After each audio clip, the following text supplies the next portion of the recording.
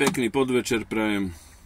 Tak ľudia, videl som také vyhlásenie, alebo výlev srdca, alebo čo pán Danko predviedol teraz, veľmi vážne, ako je Čína líder, ako všetko dokážu vyrábať, ako majú všetko, čo si len dokážeme predstaviť a podobné veci, ako úžasne, nie je hoci kto sa tam stane ministrom a podobne, ako všetci napredujú, Južná Kórea, proste všetci napredujú a my sa musíme pripojiť. Dobre, OK, ja sa teraz pýtam, pán Danko,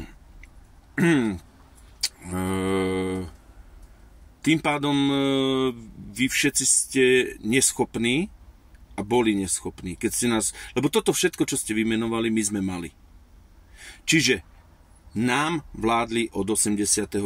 špinaví neschopáci. Áno? Včetne vás. Včetne Fica. Veď tam je 30 rokov samota v politike.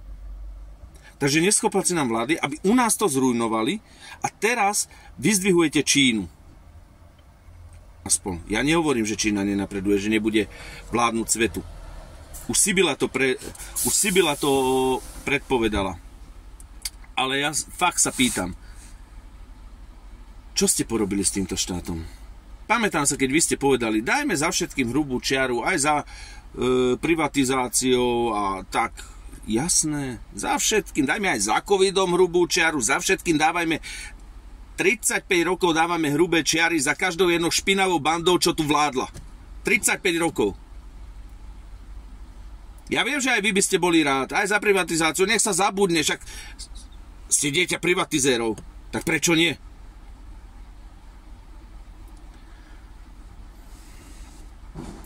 Nechcem nič hovoriť, ale ak sa príde čínsky diktát, nech vás Kristus Boh ochraňuje.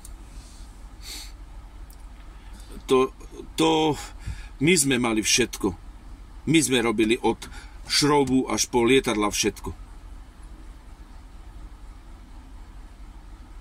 To, čo robí teraz Čína. Tak nám tu sakra nerozprávajte, akí sú oni chytrí. Za to, že vy ste boli neschopáci. Že ste sa za deravý groš dokázali zbaviť družstiev, firiem, všetkého ste sa dokázali zbaviť. Sprivatizovať, vykradnúť, vytunelovať všetko. Všetky účty. Čo ste sprivatizovali firmy, tak ste najprv vykradli účty, čo tam boli. Čo vlastnili tie firmy. Čo tam mali nahromadené peniaze. Našporené.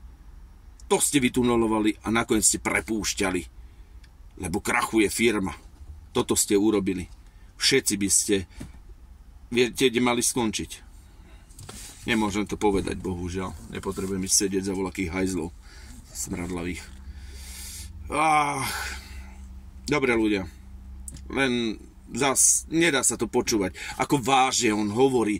Ako on cíti. Ako on to cíti, že tá Čína. Viete čo, na zvracanie je z takých ľudí. Na zvracanie. Čaute.